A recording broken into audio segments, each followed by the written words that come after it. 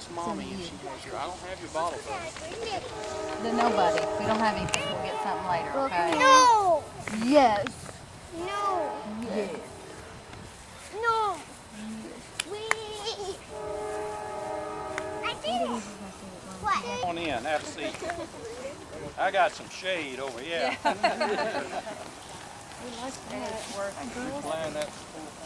No, sir, I did not. By goose shooters that take pictures of the sky. Told where to stand. This is recording at her. If you all like, I can talk just a little bit slower so you all can sit in the shade that much longer. Good afternoon.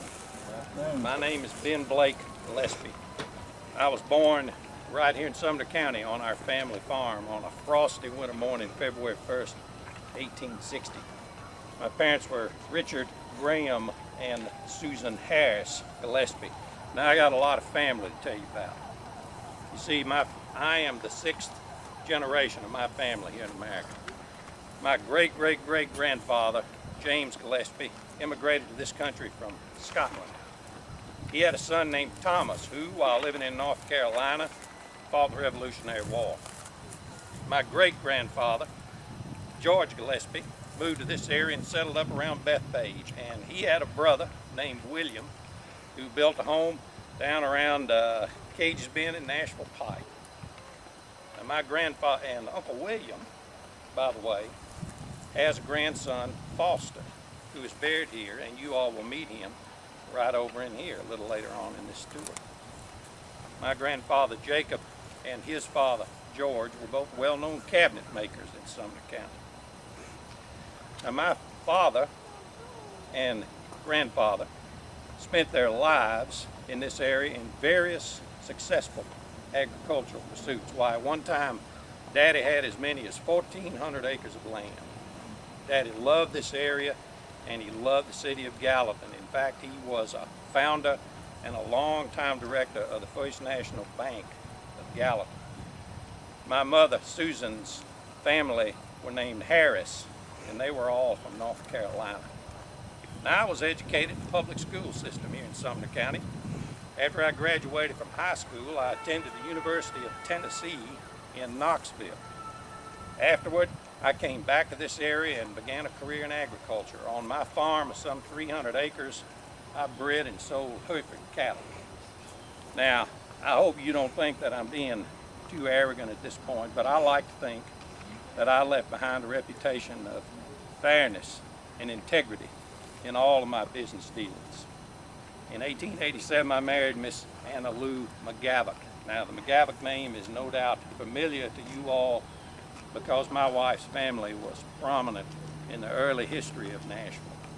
Miss Anna and I had 2 children, a son Richard and a daughter Nellie, and our family was very active in the Methodist Episcopal Church, where I served as Sunday school director for a number of years.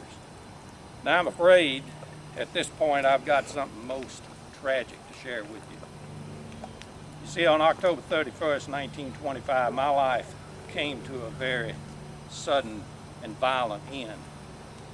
It was a cool and clear Saturday morning, and my good friend and fellow cattleman, Judge R. Edward Saunders, and I left Gallatin in an automobile, headed down to the Saunders farm down around Longview to look at some cattle.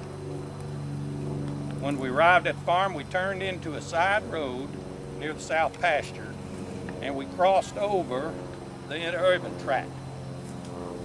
Unfortunately, at that same moment, the 11 o'clock Interurban bound for Gallatin came out of a cut to the west and struck my Model T Ford in a most violent manner.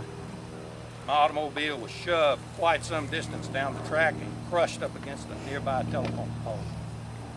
The Interurban motorman told a newspaper reporter that he never saw us. Some of the folks who were on the Interurban got off to try to help, but it was too late for the good judge and me. It's my understanding that Judge Saunders died instantly, and I lived only a few minutes after the crash. I did, however, have a nice funeral at my home out on Red River Road, and I was laid to rest shortly thereafter right over in this part of the cemetery behind where you all are sitting. Thank you all so much for coming by, And thank you for your interest in my story, and I do hope that you enjoy the rest of your tour.